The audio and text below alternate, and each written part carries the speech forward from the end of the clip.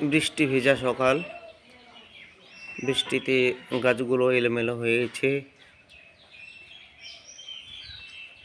ফুলগুলো এখন নষ্ট হয়ে যাবে অনেকটা, যেহেতু ফুলের ভিতরে জল ঢুকিয়ে গেলেই ফুলগুলো পচে যাবে।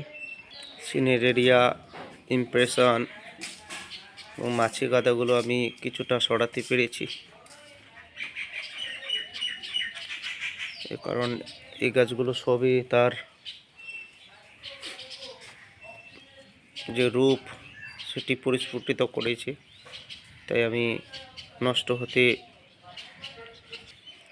দিতে পারলাম না।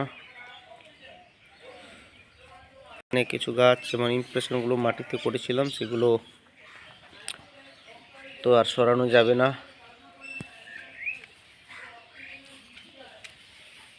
ওইদিকে পিটুনিয়া টাওয়ারে সবে ফুল ফোটা শুরু হয়েছে, একটু লেট। এই ভ্যারাইটিটা অনেক লেটে ফুল আসছে। যাই হোক, যদি আমি একটা মাস এই গাছটিকে বাঁচিয়ে রাখতে পারি, আশা করি ফুলে ভরে যাবে। গাঁদাগুলো সরানো গেল না, ভালো ফুল ফুটছিল। দ্বিতীয় লটের গাঁদাগুলো, এখানে ইমপ্রেশনগুলো, ডায়ান্থাসগুলো কি চমৎকারভাবে ফুটে রয়েছে। ক্যালেন্ডুলাগুলো নষ্ট হওয়ার পথে। ডেইজিগুলো সরাতে পারেনি বৃষ্টিতে, ডেইজিগুলো সেভাবেই পড়ে রয়েছে। পিটুনিয়াগুলো তার সাথে, পিটুনিয়াগুলো টানতে পারেনি। এত গাছ সরিয়ে ফেলা খুব মুশকিল। জায়গা ছিল যদিও, খুব সুন্দর গ্রোথ হচ্ছিল গাছগুলো, ফুল ফোটা শুরু হচ্ছিল। এই ভ্যারাইটিটা আলাদা।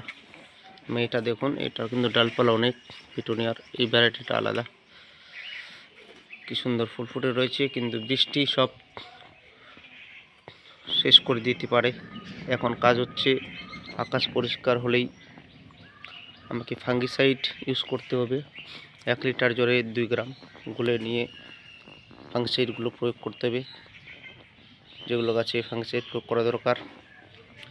বিশেষ করে সব গাছই 2-1টি গাছ বাদে, যেমন মাছি গাঁদা এবং ডেইজিগুলোতে বাদে সব গাছেই ফাঙ্গিসাইড স্প্রে করতে হবে।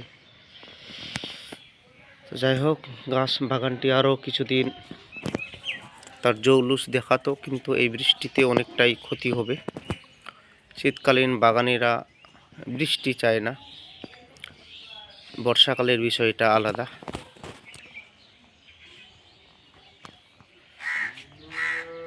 দেখুন বন্ধুরা, বাগানটি অপরূপ আকার নিয়েছিল, কিন্তু বৃষ্টিতে অনেকটাই ক্ষতি সাধিত হয়েছে আমার বাগানের। শুধু আমার নয়, প্রত্যেকটা বাগানের।